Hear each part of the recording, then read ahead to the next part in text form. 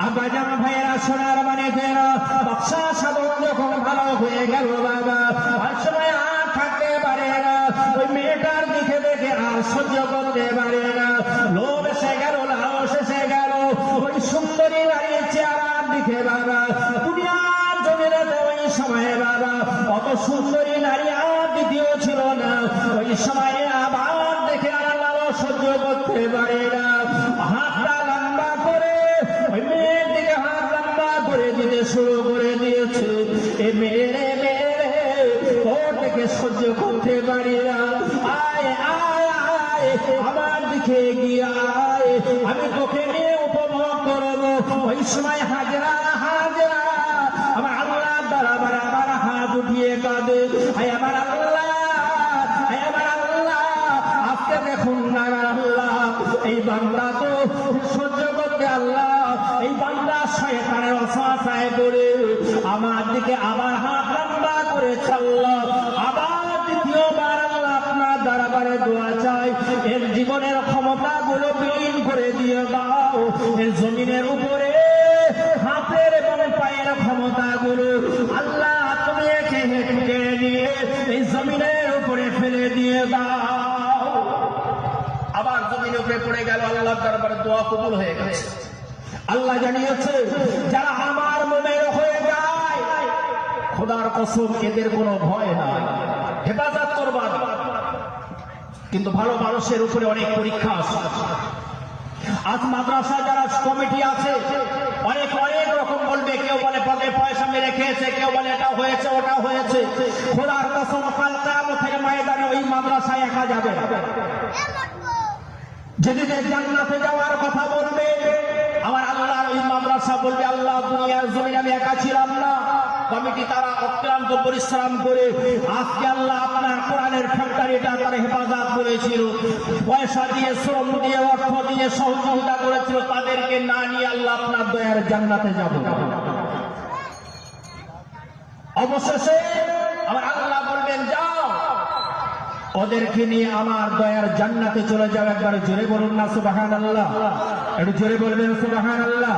নারে তাকবীর ভাইজান বাবাজি আমার দ্বিতীয়বার যখন আবার জমিনের উপরে পড়ে গেল বাবা ওই সময়তে আবার কেউ তো বলছে আল্লাহ এ আমার মেয়ের সব আমি তোকে মেয়ের মতো দেখবো কারণ আমি আর হয়তো বাঁচবো না আমার সমস্ত শরীরে যন্ত্রণা শুরু হয়েছে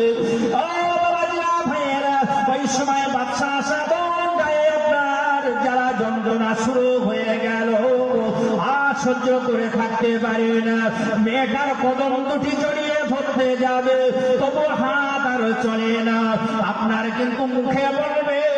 তবু মুখটা ভালো করে কথা বলতে পারে না ও সোনার মানিক রে